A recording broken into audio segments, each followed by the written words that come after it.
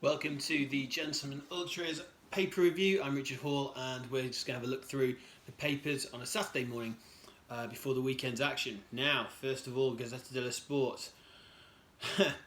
It seems to be a going trend in Italy at the moment with all the papers, and you can also see this on social media, but it's basically GM Storm.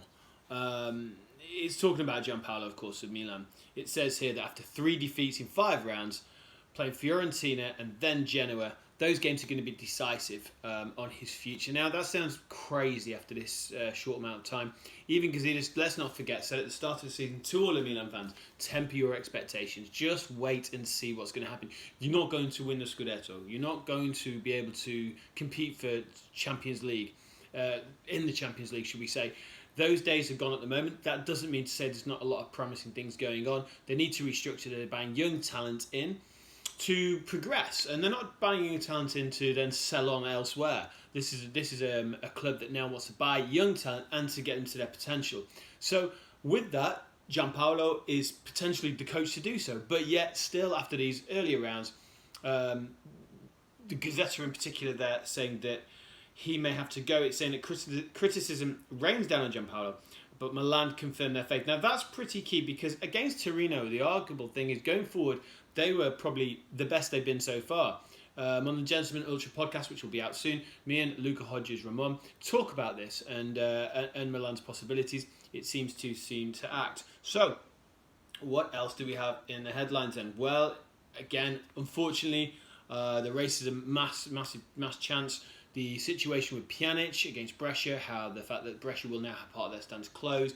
The explanations here in Corriere dello Sport, talking about why the fact that games like the racist issues against Lukaku, for instance, didn't have the same impact. All to do with the amount of people that can be seen in the stands to be doing so. It doesn't sound great. The explanation is the explanation from the Italian authorities as to why they do so. It seems crazy, but it is what it is at the moment, and that's not good enough. Again, Corriere dello Sport talk about Gianpaolo as well, saying they also get their backing. Where here, otherwise, you look at the situation in Tuttosport, who completely ignore the Milan situation, which is pretty normal, to be fair. They talk about Antonio Conte, though, saying that he wants a lot more. He's looking at the situation maybe into January, looking for a big signing. Talks to Milinkovic-Savic again there. Back to the Gazzetta, and the big thing here is that everyone wants this man here. If you can see that, it's Tognoli for Brescia. Sandro Tognoli, the Pirlo-esque, everyone says, central midfielder.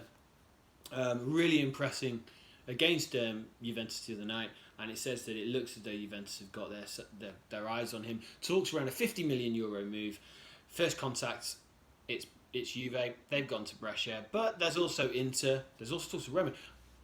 Randomly, Ajax thrown into this conundrum as well. I mean, whilst the sort of style of play he would be able to produce for Ajax would fit perfectly, it's unlikely he's going to go to Ajax, and that's no disrespect to them, of course, because they are one of the major European clubs. It's just the fact that these sort of moves with people like Sandro Tognoli, it normally would end up that Juve win the day with this. So that's pretty much the countdown of the papers today. We'll be back over the weekend with a roundup of everything that's gone on. Some big fixtures this weekend. So from now, it's ciao for now.